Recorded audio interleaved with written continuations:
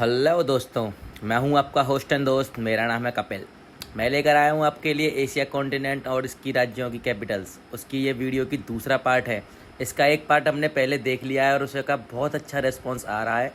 आप लोगों से बस इतनी उम्मीद है कि मेरे चैनल को लाइक एंड सब्सक्राइब करें और अधिक से अधिक लोगों को पहुँचाएँ। आगे हम इसमें देखेंगे नए राज्यों को। इसमें चलिए आगे बढ़ते हैं। हम देखते हैं कतर। कतर की कैपिटल है दोहा। दोस्तों, क्या आप जानते हैं कतर का कितना बड़ा साइज़ है? कतर पर्शियन गल्फ का एक छोटा सा राज्य है, लेकिन इकोनॉमी प्रोस्पेक्टिव से ये बहुत ही बड़ा हिस्सा रखता है। कतर भारत को ऑयल और नेचुरल गैस सप्लाई करता है। उतने बड़े स्तर पर नहीं करता जितने और देश करते हैं, लेकिन बहुत स्तर पर करता है।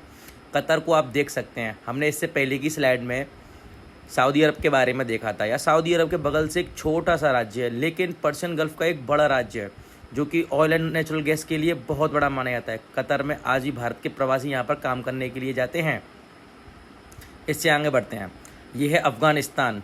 अफ़गानिस्तान के बारे में दोस्तों शायद ही कोई ऐसा होगा जो नहीं जानता होगा। अफ़गानिस्तान को हाल ही की न्यूज़ों में बहुत हद तक देखा गया है। अफ़गानिस्तान में इस समय तालिबान का शासन है। अफ़गानिस्तान को हमने देखा था कि किस प्रकार अफ़गानिस्तान में भुखमरी है और किस प्रकार अफ़गानिस्तान की भारत ने सहायता की थी। अफ़गानिस्तान को भारत ने ना जाने कितनी बार सहायता दी है। मेडिकल इक्विपमेंट्स भेजे हैं, यहाँ पर भर भर कर हमने गेहूँ भी भेजे हैं। यहाँ के लोगों को हमने भुखमरी से बचाने के लिए ना जाने कितने कार्यक्रम चलाए हैं। अफ़गानिस्तान, इसकी राजधानी है काबुल और इसके कई बड़े शहर हैं जैसे जलालाबाद, कांधार, गजनी। क्या आप जानते हैं कि जब हमारे यहाँ से एक प्लेन हाईजैक हुआ था तो उसे काबुल के गांधार यानी उसमें ले आया गया था। आगे बढ़ते हैं दोस्त। ये है मलेशिया। ये मलेशिया हम देख सकते हैं, ये दो राज्यों के ऊपर का एक मलय पेनिनसुला में बसा हुआ है। इंडोनेशिया के ऊपर का हिस्सा जैसे कि कोलालमपुर यह मलेशिया की कैपिटल है और यह बुर्नई के ऊपर का राज्य है जो कि ईस्ट मलेशिया कहलाता है। मलेशिया को दो टापुओं में बांटा गया है। इसकी ज्योग्राफी दिखाई गई है। मलेशिया को दोस्तों यहाँ पर बहुत हद तक मुस्लिम आबादी वाला कंट्री माना जाता है और यह ऑर्गेनाइजेशन ऑफ इस्लामिक कॉरपोरेशन का भी एक सदस्य राष्ट्र है। हाल ही में मलेशिया भारत से कुछ नए वेपन्स खरीदना चाहता है। उसमें मलेशिया ने भारत से ब्रह्मोस, तेजस जैसे कुछ फाइटर एयर कॉम्बैट्स को खरीदने की बात की गई है। दोस्तों आगे बढ़ते हैं। ये है यूनाइटेड अरब अमीरात, बोलते हैं इसे यूएई। इसके बारे में कौन नहीं जानता दोस्तों। इसकी राजधानी है अबू धाबी।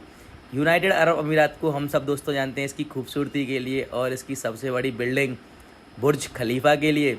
वो कौन सा गाना है जिसमें बुर्ज खलीफा को माना जाता है? आप मुझे कमेंट करके बता सकते हैं। आगे बढ़ते हैं दोस्तों। ये है म्यांमार। इसकी दोस्तों कई प्रकार की कैपिटल्स हैं। यानी आज की अगर हम देखें तो अंग्रेज़ों के समय में इसकी कैपिटल हुआ करती थी रंगून। आज इसकी कैपिटल है नौफिडो। हाल ही में इसकी कैपिटल को बदलने की बात भी की गई है, लेकिन अभी मैं उसकी नई करंट अपडेट होती है मैं आपको अपडेट कर दूंगा। म्यांमार में इस समय सैनिक शासन है। म्यांमार में आज से ठीक एक वर्ष पूर्व यहाँ की लोकतांत्रिक सरकार को हटाकर सेना ने तख्ता पलट कर दिया और भारत के इस राज्य के साथ बहुत ही अच्छे संबंध हैं।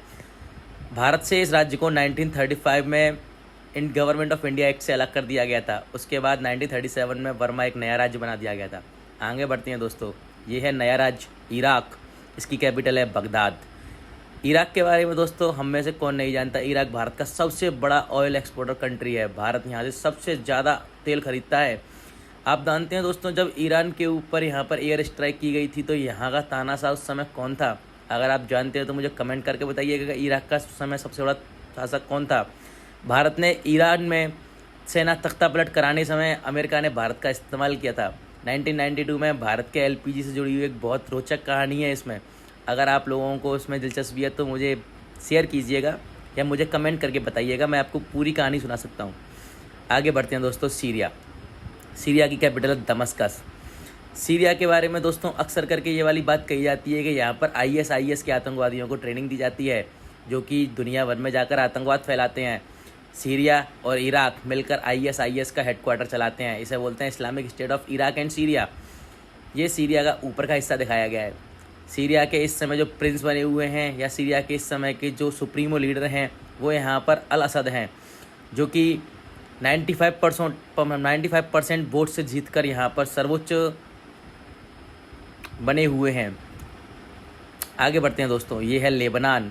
दोस्तों क्या आप जानते हैं कि लेबनान से जुड़ी हुई एक घटना एक साल पहले हमने देखी थी। लेबनान की राजधानी बैरूत में एक बहुत बड़ा धमाका हुआ था जिससे पूरा मिडिल ईस्ट हिल गया था। जहाँ तक कि इसकी खबर भारत की सुर्खियाँ बन चुकी थी। दोस्तों उस समय मैं भी इस बारे में नहीं जानता था कि ये लेबनान दिखता कैसा है। मैंने लेबनान के बारे में पढ़ना चाहा क्योंकि मैं सोचता था कि इतना बड़ा देश, इतना छोटा देश और इतना बड़ा धमाका कैसे हुआ। जब यहाँ पर जाके पता चला कि यहाँ पर एक जगह पे ऐसा उर्वरक के रूप में अमोनियम नाइट्रेट रखा हुआ था जिसमें आग लग गई और यहाँ धमाका फट गया, जिस कारण लेबनान को बहुत ज़्यादा नुकसान हुआ। आगे बढ़ते हैं दोस्तों, ये है अर्मेनिया, इसकी कैपिटल है येरेवन। आप दोस्तों जानते होंगे, आपने अर्मेनिया को सुर्खियों में देखा होगा। अर्मेनिया आज भी अजरबैजान के साथ अपने वजूद की लड़ाई लड़ता है।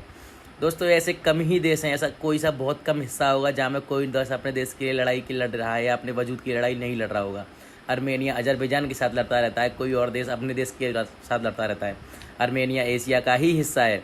अर्मेनिया के लिए जो बीच में हम ये देख सकते हैं कि इसमें निकी चिकन वाला ये हिस्सा है, इसके बाद जो बीच का हिस्सा है, इस युद्ध में अर्मेनिया और अजरबैजान दोनों आपस में लड़ते रहते हैं और इसमें से ईरान और रसिया इन दोनों देश की मदद करने में जुटे रहते हैं। आगे बढ़ते हैं दोस्तों, कंबोडिया। कंबोडिया की कैपिटल है फ्योनम फिनेम।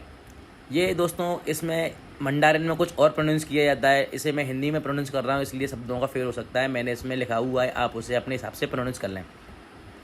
दोस्तों कंबोडिया एक साउथ ईस्ट कंट्री है जो कि गल्फ ऑफ थाईलैंड से मिलती है। हम इसे देख सकते हैं कि यह थाईलैंड, लाओस, वियतनाम सबसे अपनी सीमाएं बनाता है और यह भारत का एक मित्र राष्ट्र है। ये बिम्स्टेक में और आसियान में अपनी अच्छी भूमिका निभाता है।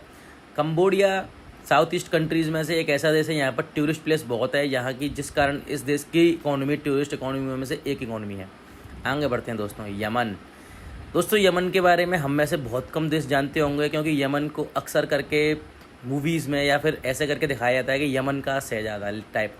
लेकिन क्या आप जानते हैं कि यमन और सऊदी अरेबिया बहुत समय से अपने वजूद की लड़ाई लड़ रहे हैं। यमन में हूती विद्रोही सऊदी अरब में जाकर वहाँ पर आतंकवाद की गतिविधियाँ करते हैं। यमन यानी सऊदी अरब की सेनाएं वहाँ से यमन के विद्रोहियों को मारती गिराती है, जिसके लिए एक दूसरे के ऊपर ये हमेशा दावा करते हैं। सऊदी अरेबिया यमन के साथ और यमन सऊदी अरेबिया के साथ, जो कि अरब सागर के दो बहुत ही महत्वपूर्ण राज्य हैं और यहाँ से निकलकर कई सारे ट्रेड व्यापार होते हैं। आगे बढ़ते हैं दोस्तों, नेपाल। दोस्तों नेपाल में दुनिया की सबसे बड़ी पीक माउंट एवरेस्ट पाई जाती है, जो यहाँ पर माउंट एवरेस्ट को यानी यहाँ पर नया कितने लोग इस पर चढ़ना चाहते हैं, कितने लोग इसको अपने टूरिस्ट के लिए अपना एक सपना दिखाते हैं। नेपाल की राजधानी है काठमांडू। भारत की ये दो राज्यों से लगता है, यूपी और बिहार। यानी कहें तो इसकी सीमा लगने के लिए भारत के कई राज्यों से लगती है, लेकिन अधिकतर ये सीमा अपनी शेयर करता है यूपी और बिहार, साथ में उत्तराखंड। नेपाल के साथ हाल ही में भारत का एक विवाद रहा था जिसमें काली जल नदी के लिए विवाद की बात की गई थी, लेकिन नेपाल और भारत के कई ऐसे प्रोग्रेसिव प्रोजेक्ट्स हैं जो इन दोनों की दोस्ती को आगे दिखाते हैं। आगे बढ़ते हैं दोस्तों, उज्बेकिस्तान। शायद ही दोस्तों उज्बेकिस्तान के बारे में आपको इतिहास की चीज़ें पता होगी। क्या आप जानते हैं कि हमारे पूर्व प्रधानमंत्री लाल बहादुर शास्त्री जी का देहांत उज्बेकिस्तान के ताशकंद में हुआ था? अगर आप नहीं जानते हैं तो आज ही देखिए उज्बेकिस्तान में ताशकंद फाइल्स में आप लोगों को पता चलेगा कि हमारा देश के पूर्व प्रधानमंत्रियों को किस प्रकार से देश ने, विश्व ने षड्यंत्र करके मारा है। आप लोग इसे ज़रूर देखिएगा। उज्बेकिस्तान की कैपिटल है ताशकंद। उज्बेकिस्तान मिडिल ईस्ट का एक राज्य है जो कि ऑयल एंड नेचुरल गैस से भरपूर है। इसकी कैपिटल, इसकी इकोनॉमी इसके ऑयल एंड नेचुरल गैस के ऊपर ही टिकी हुई है। आगे बढ़ते हैं दोस्तों, ये है पर्शियन गल्फ का एक और नया राज्य जिसको बोलते हैं कुवैत। कुवैत की राजधानी दोस्तों इसमें लिखी हुई है, वैसे तो इसमें साफ समझ में नहीं आ रही है, लेकिन आपको मैंने एक स्लाइड में दी हुई है, आप इसे वीडियो को पॉज करें और उसमें देख लें। शायद इसकी राजधानी वैसे अल जबर है। दोस्तों कुवैत एक इतना प्रोग्रेसिव राष्ट्र है, किसी समय में कुवैत के ऊपर इराक, सऊदी अरेबिया और ईरान सबने मिलकर अपना दावा करना चाहा, लेकिन कुवैत अपनी आज़ादी की लड़ाई के लिए कभी किसी के सामने झुका नहीं। और वही कुवैत आज अपने नाम से एक ऐसे ऑयल कंट्री लेकर बैठा है जो दुनिया के अंदर तीसरा सबसे बड़ा एक्सपोर्ट करती है। आगे बढ़ते हैं दोस्तों, जॉर्डन। दोस्तों जॉर्डन वही राज्य है जो इजराइल के बिल्कुल पड़ोसी राज्यों में से एक राज्य है। दोस्तों जॉर्डन की कैपिटल है अम्मान। दोस्तों जॉर्डन में आज भी कहा जाता है वहाँ पर प्रिंस का शासक है, यानी आज भी दोस्त लोगों के लिए वहाँ पर प्रिंस ही सर्वे सर्वा बने हुए हैं। दोस्तों जॉर्डन खुद की कोई सीमा यानी इसकी कोई भी मेडिटेरियन बाउंड्री नहीं है या समुद्र के साथ कोई भी सीमा साझा नहीं करता है। या अपनी समुद्र की सीमा साझा करने के लिए सऊदी अरेबिया या फिर इजिप्ट के पास, जो इजिप्ट से बना हुआ है। यहाँ पर एक स्टेट है अल अकाबा,